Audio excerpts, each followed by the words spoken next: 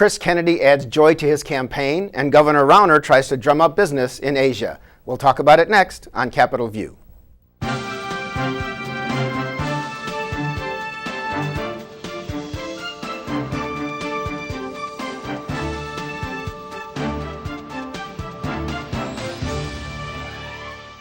Welcome to Capitol View, the program where we talk about state issues, sometimes federal issues, and how they just might affect your life. I'm Bernie Schoenburg from the State Journal-Register.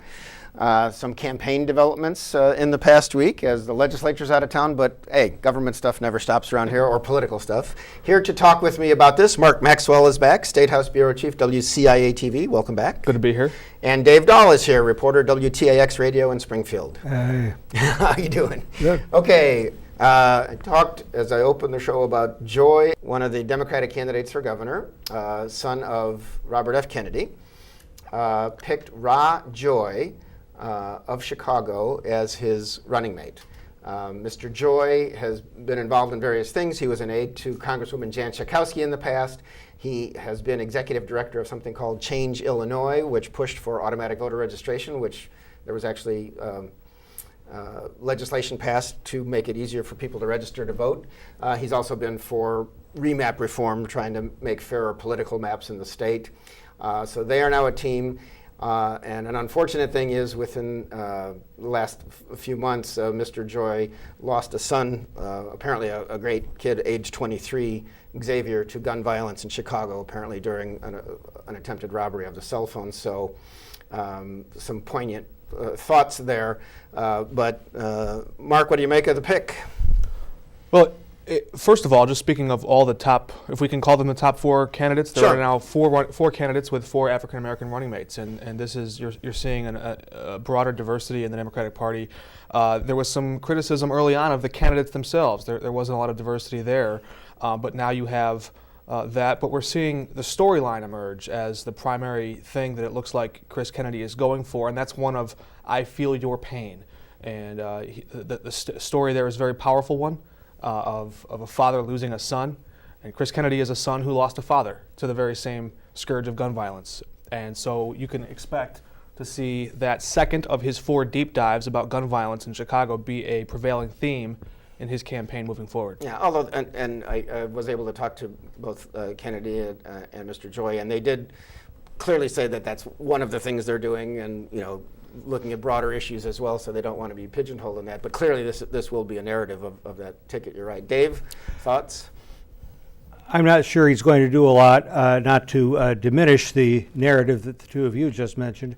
I don't think he'll do a lot to help Kennedy win, but I don't think Kennedy shoots himself in the foot either, so it's probably not bad. Yeah. But you look at downstate, I mean, when Ra Joy comes into Springfield or Carbondale or Champaign, what kind of buzz is he going to generate? Yeah. Although he has been to Springfield many times through his lobbying efforts for the good government stuff, so he is familiar with downstate. But campaigning, I mean, is the populace going to say, ooh?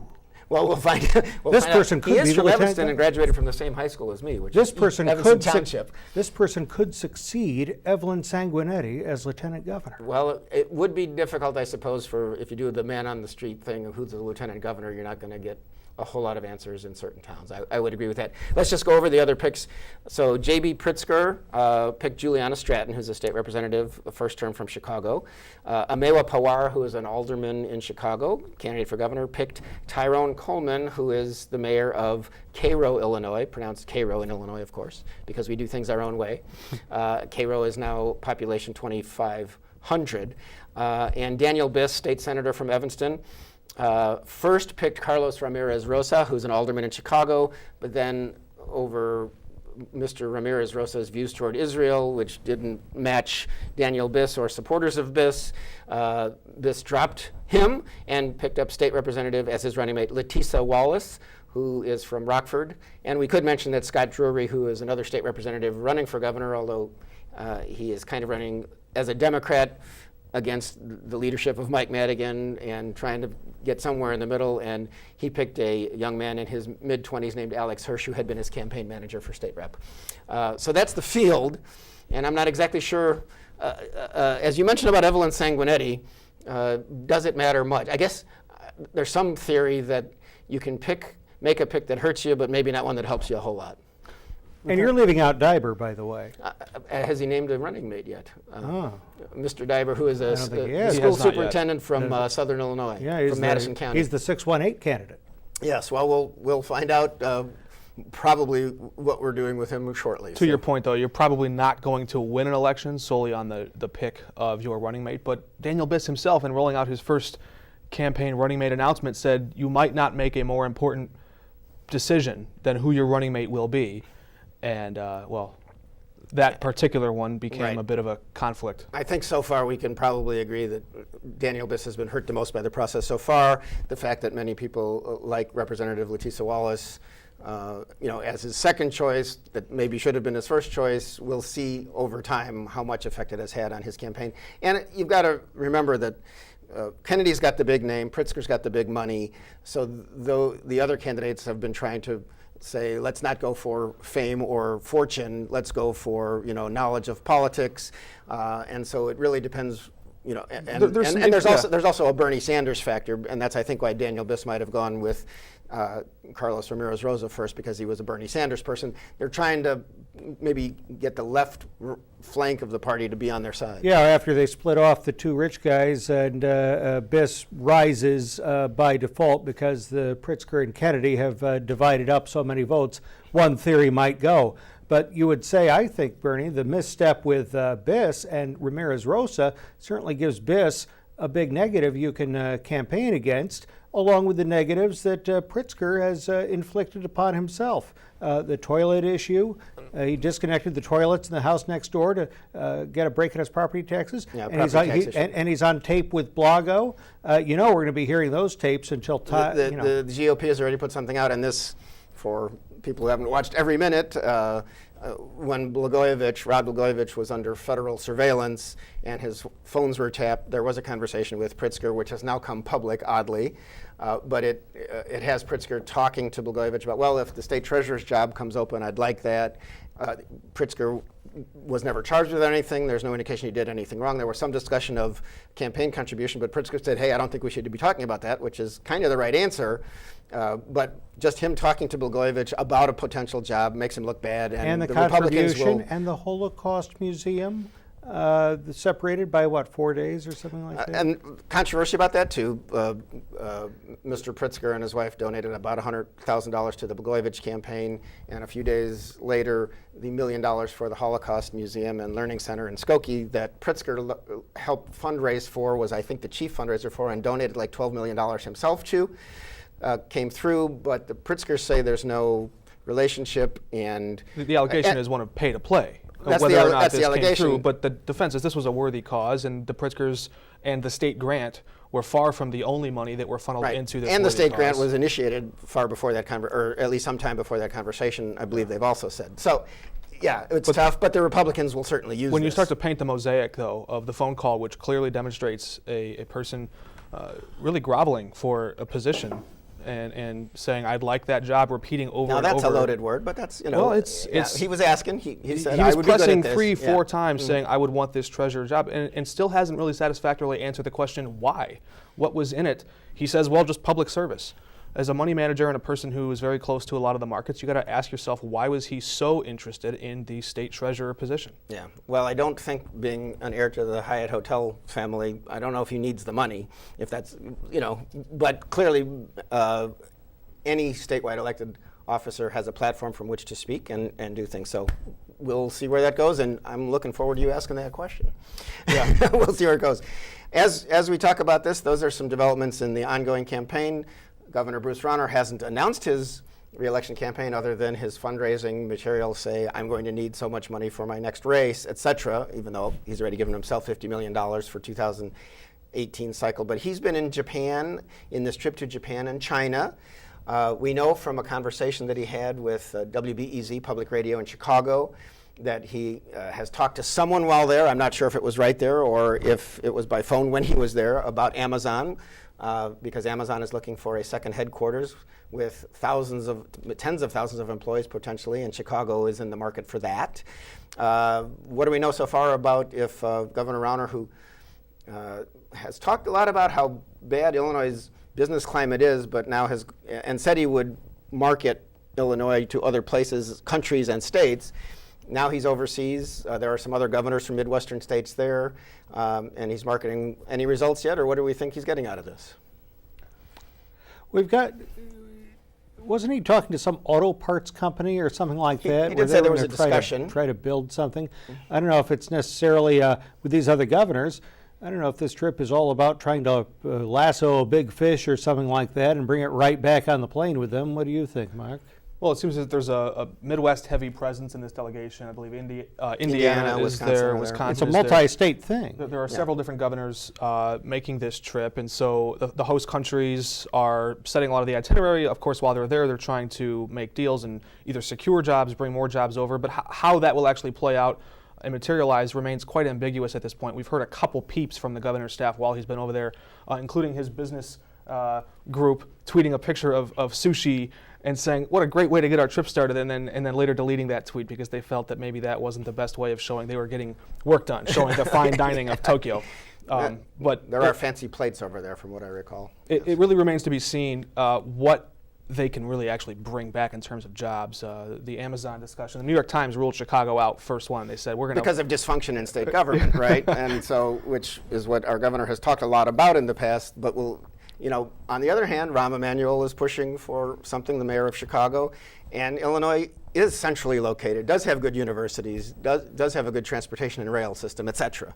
Well, and those are some of the same points that the governor has made. In that interview with WBEZ and Tony Arnold, the governor fought back against questions of whether or not it contradicts himself to say that there's a bad business climate, and he's also trying to invite someone there. There's a real question, though, of did the governor precipitate this business climate or the worst property tax rate in the country?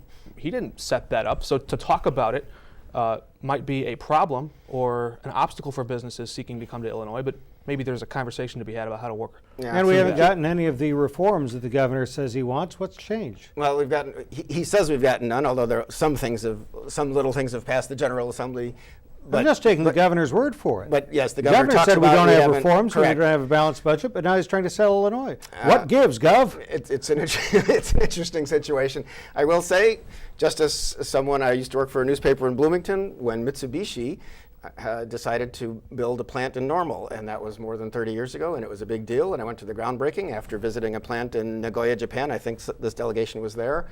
And then 30 years later, they closed the plant because of international business trends. On the other hand, that factory has now been sold to another car company, so they may start production again sometime soon. Well, and so we'll see what happens. And let's not kid ourselves. It's not as though the governor didn't bring up, if he were to just not talk about this issue of high property taxes or other cost of business, it's not as though these shrewd businessmen would say, oh, we'll just come and try it out and maybe we'll never notice that bottom line. These businessmen are very aware, they're acutely aware of what the rules of the road are in Illinois as compared to Indiana and Wisconsin, and we've seen a lot of those different businesses like Foxconn choose Wisconsin over Illinois in recent days. They know the numbers, whether the governor speaks about any campaigns on it or not. You know, and that brings up the question, too. I'm glad you mentioned that, the $3 billion in incentives. What incentives will it take to get Amazon here? And and you're talking about that Wisconsin is spending apparently $3 billion, which is a right. lot In of fact, money over a it seems period to of me time. Kenosha doesn't want it, and Racine might. You know, it's not a slam dunk that this is a great deal.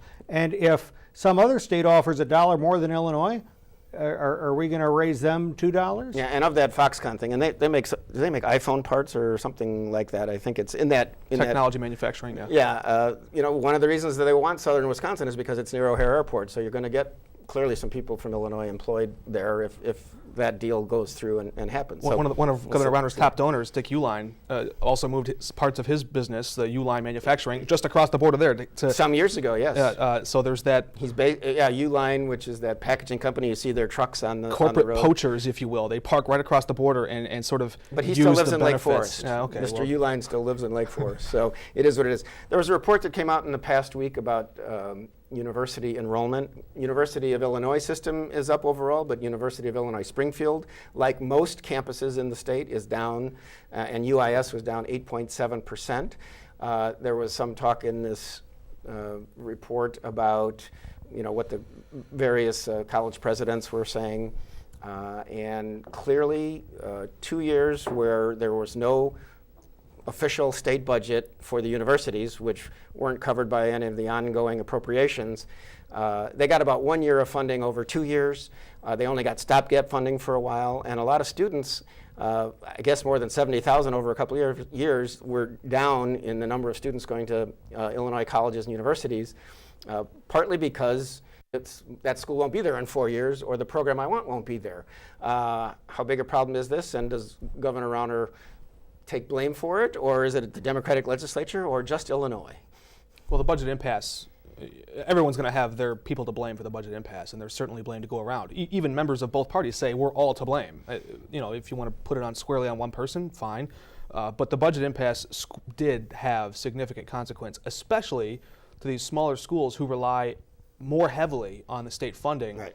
Than U of I. U of I believe, is 87% independent of state funds, believe it or not. As the premier state-sponsored school, they have a lot of money from grants, from tuition, from other things, whereas UIS or EIU, these schools, Illinois State, they don't have as much money coming, they don't have as much money coming from outside sources. They rely heavily on that state funding, and it did take a toll. Right, and there have been tuition increases to go along with that in recent years, and that drives some kids away also. Well, Bernie, you've written 2 kids' worth of tuition checks over multiple degrees. Would you send your kids to a public school in Illinois under these circumstances? I'm a U of I graduate. I love all of it. My kids went out of state, but it was for whatever reasons we wanted to. But we could ask the same question to you, Dave. We all make our decisions, and of course, I don't think the governor's children are. I think I don't know if. I know some of them have gone to college, at least out of state. We need Isaac to work on his jump shot. Well, there you go. UIS is boasting about a slight uptick in online enrollment, and that's a growing trend where some students are looking at taking courses online as opposed to going into class. And this is a trend not just in classrooms, but in businesses as well. A lot of people are taking their business online, and it's posing a headache for government as they try to wrap their heads around this really big and complex problem. How do you tax that? How do you regulate that? How do you, gather all those resources together in a changing world that's moving a lot of its resources? Newspapers know about trying to. How do you make it work when everything's going on? I saw a note where Eastern and maybe U of I and some of the other schools are trying to recruit in Southern Illinois. If I'm SIU, I don't know how I feel about that.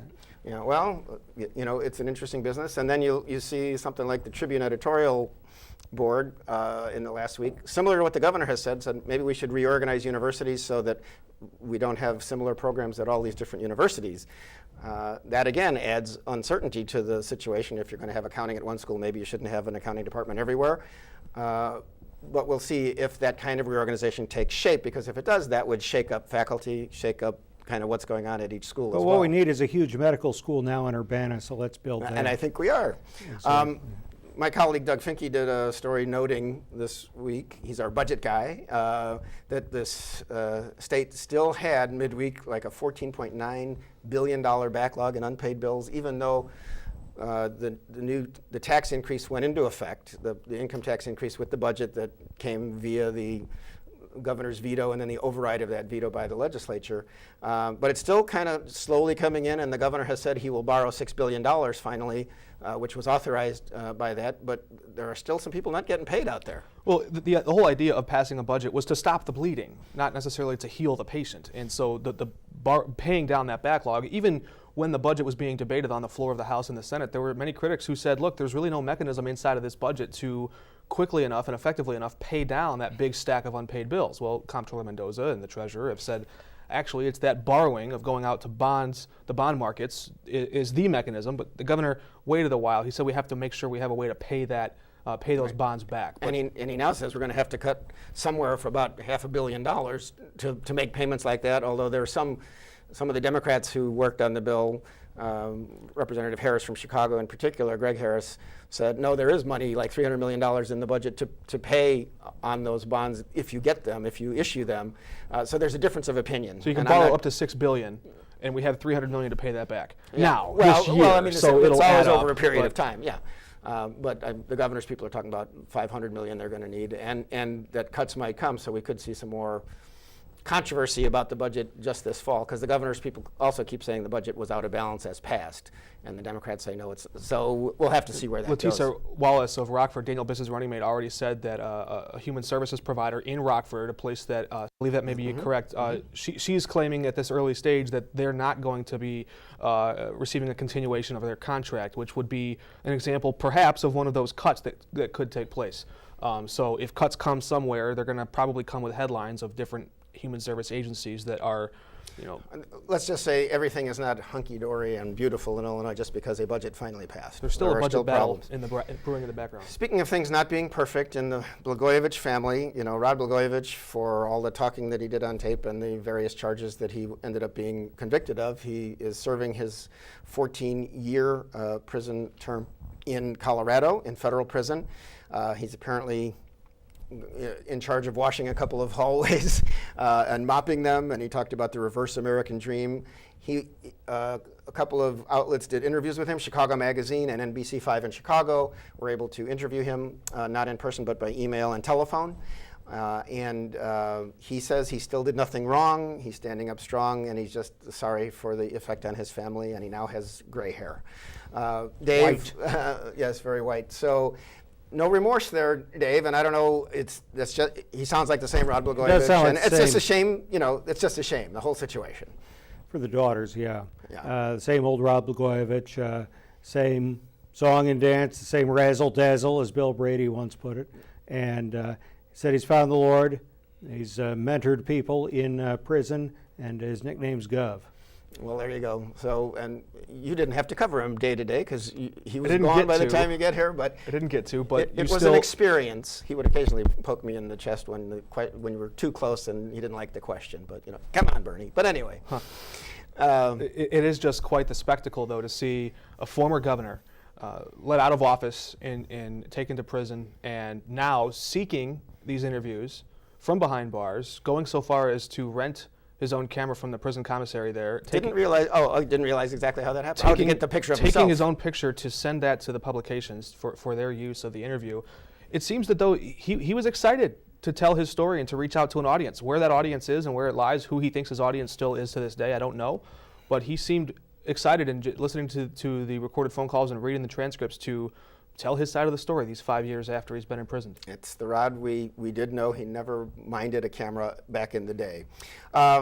In Governor Rauner's administration, one departure recently, Beth Purvis. She was his education secretary, contract for $250,000 a year, helped oversee the process of a committee meeting for school funding reform.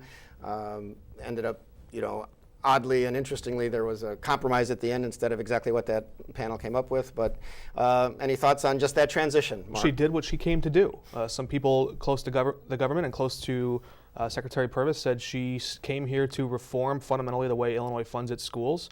And senators and representatives on both sides say she was instrumental in that process. In fact, at times had heated tension and friction with the governor himself, because he would campaign with heated rhetoric on the campaign trail, and it wouldn't always match up with some of the things. Chicago bailout thing. And then toward the end, she was the one who leaked that the governor was 90% satisfied. It wasn't a leak. It was a conversation with one of our reporters at the SJR. Yeah. Some people close to the governor's office felt that may have been putting her foot in her mouth or speaking too quickly for the governor.